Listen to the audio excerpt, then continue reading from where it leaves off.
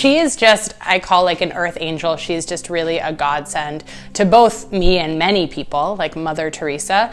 There is an element of myself that does feel alive when I'm connecting with other people. She's always professionally supported me in all my endeavors. We've had the opportunity to co-teach with Exhale to Inhale and other nonprofit organizations to support survivors and other altruistic causes that mean a lot to us. She also has always made herself available just to kind of mentor. And also, when I was a nonprofit director during COVID at the YWCA, she joined my advisory committee.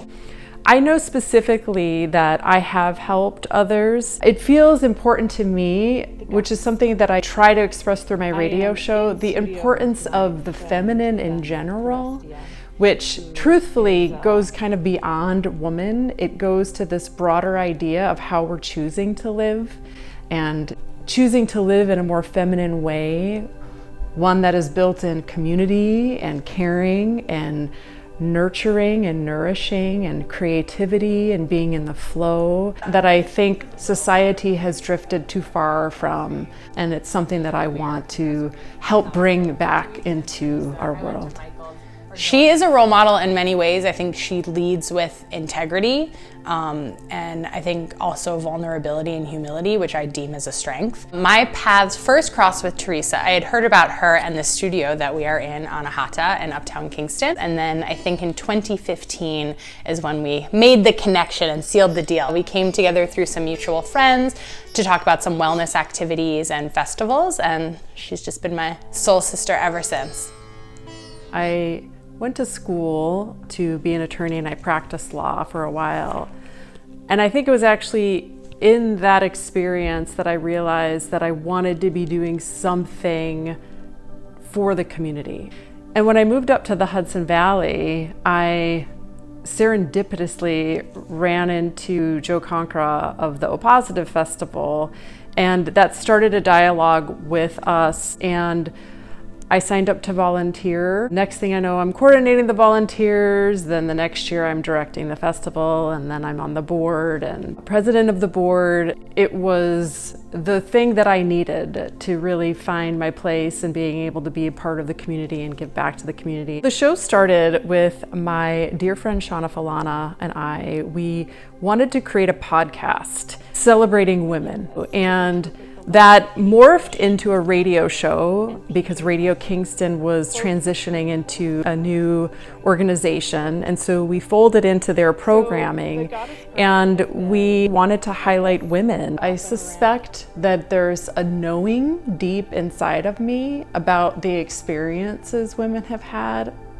for centuries, and there's probably some unknown reason why I feel called to be a part of healing the wounds that women have experienced.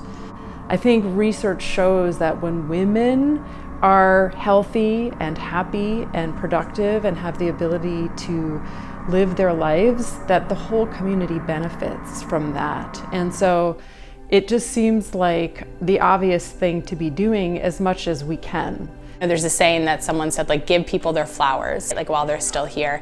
And I just think that she is someone who's super worthy and super deserving of this award. She's just someone who has done so much to serve the community across so many different diverse populations and groups, and has really intermingled and brought wellness into the forefront and into the conversation, which I think is super important. So she's just someone who deserves her flowers now more than ever. Feels like a really sweet expression of gratitude from a friend to nominate me. The one thing I want to say about it is that I feel like I'm going to get emotional. It's a privilege to be able to mentor other people. And I have the lifestyle where I can do that. Not everyone can, because they're juggling too many things. They have a job that looks different than my work, whatever it might be. And you receive a lot back when you can help and give back to community.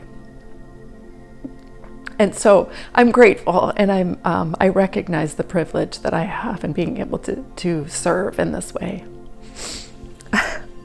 I want to thank Tara Sanders for nominating me. There are so many women in my life who I have looked up to myself and who have been role models for me. And I want to thank them for being that in my life, and all the women that are helping to uplift one another. I just want to thank you.